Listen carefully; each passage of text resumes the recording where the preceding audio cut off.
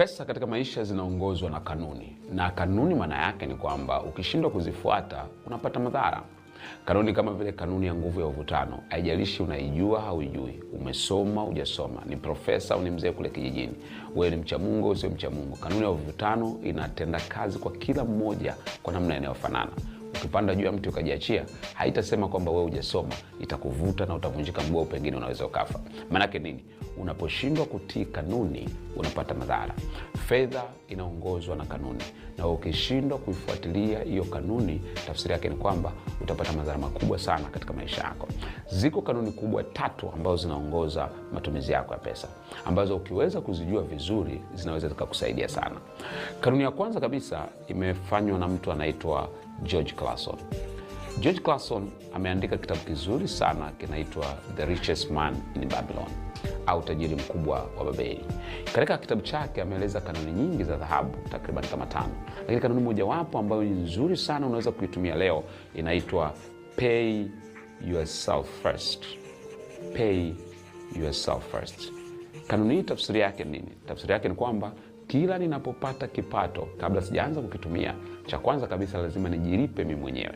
Aidha nimeajiriwa, nimejiajiri, chochote kile. Kujilipa mwenyewe maana yake nini? Kujilipa mwenyewe ni kutenga sehemu fulani ya pesa unayopata kila unapoipata kama sehemu ya akiba ya baadaye kwa ajili ya uwekezaji mkubwa.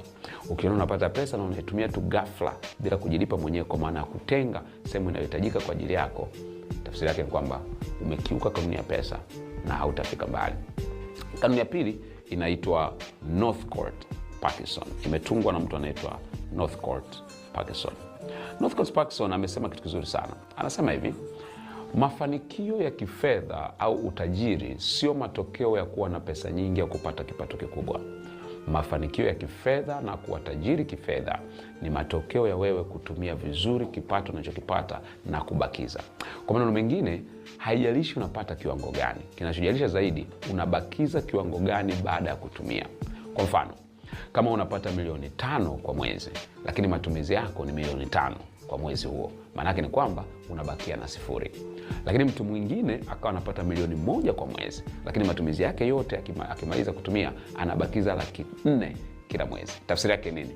Mwenye kipato cha milioni 1 atafikia uhuru wa kifedha kwa haraka kuliko mwenye kipato cha milioni 5. Watu wengi wanaamini wakipata kazi nzuri, biashara zikikua, wakilipwa pesa nyingi na mshahara mkubwa, watakuwa na maisha mazuri, lakini si kweli, kwa sababu wanakiuka kanuni ya Parkinson. Kwa hiyo umaskini hautokani na kipato kidogo.